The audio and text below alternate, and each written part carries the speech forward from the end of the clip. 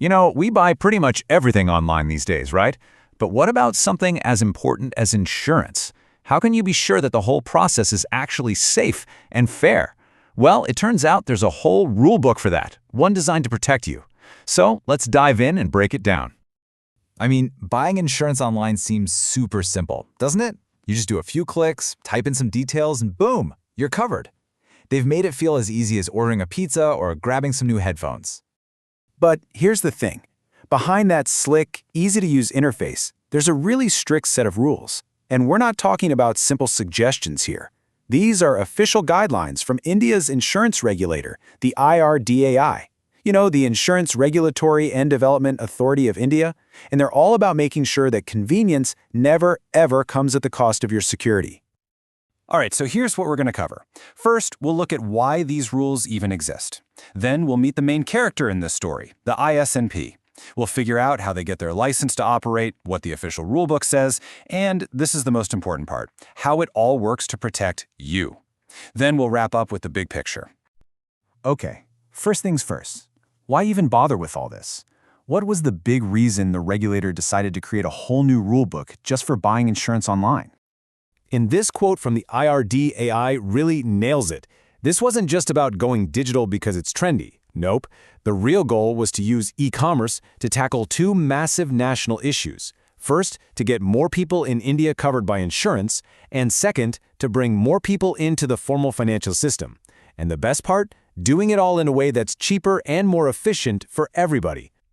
Okay, so to make this whole digital marketplace happen, the regulations introduced a really central concept, a key player, if you will. It's the official name for any platform that sells insurance online. And that central player is called the Insurance Self-Network Platform, or ISMP for short. Honestly, the easiest way to think about it is as an officially licensed digital storefront.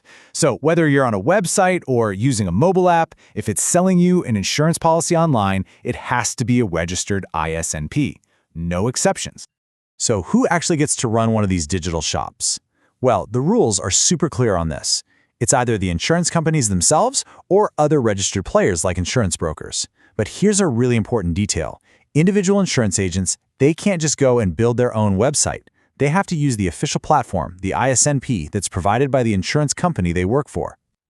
Right, but it's not like just anyone can throw up a website and start selling insurance. It's not the Wild West. There's a formal process, a specific path you have to follow to get what you could call the digital keys to the marketplace. And this is pretty much the roadmap. It's a very clear, step-by-step process. You have to submit a special form, pay a non-refundable fee that's 10,000 rupees plus taxes, and then the regulator reviews everything. They try to get it done within 60 days. And hey, if you've got all your ducks in a row and you're compliant, you get the green light. And you know, just to show they were serious about this, when these rules first came out back in 2017, the regulator basically put everyone on the clock. All the existing insurance websites, they were given just 3 months to get their official ISNP permission and follow the new rulebook. It sent a really strong message. The digital space needed to get standardized, and it needed to happen fast. Okay, so once the platform gets that approval, they're not just let loose. They have to play by a very strict code of conduct. This is basically the core rulebook that dictates everything they do. And this breaks it down so clearly, right? You've got your do's and your don'ts. The do's are all about being a responsible business, giving you digital copies of your policy, actually helping you after you've bought it.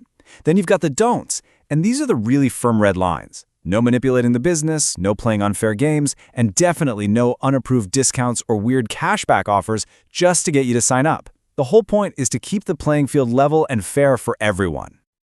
Okay, this brings us to the most important question, right? How does all of this stuff actually help you, the person buying the insurance? So let's look at the specific rules that are built to protect your personal information and your rights.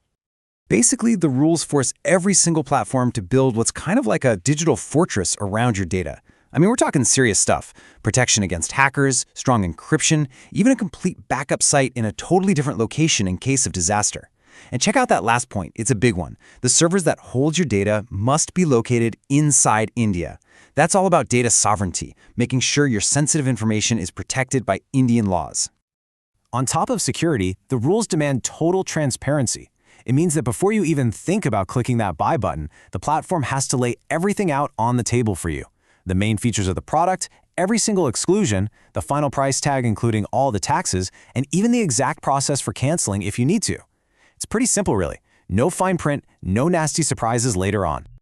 And this protection doesn't just stop once they have your money. Oh no. After you buy a policy, the platform is on a tight deadline. They have just 15 days to create an electronic insurance account for you. This makes sure your policy is officially locked in and recorded digitally. So, let's just zoom out for a second. When you put all these pieces together, what's the big picture here? Why does this whole rulebook actually matter? You know, when it comes right down to it, every single rule we've talked about is really about one thing: building your trust. By setting these crystal clear standards for security, for transparency, for fairness, the guidelines make sure that when you go online to buy something as important as protection for your family or your business, you can do it with peace of mind. You can be confident that there's a real system working behind the scenes to keep things safe. And that kind of leaves us with one big question to think about. This whole framework was put in place back in 2017, but technology, it doesn't stand still, right? With things like AI and blockchain moving at lightning speed, the real question becomes, how will these rules need to change and adapt? How do we make sure the digital insurance world stays safe, fair, and open to everyone as we move into the future?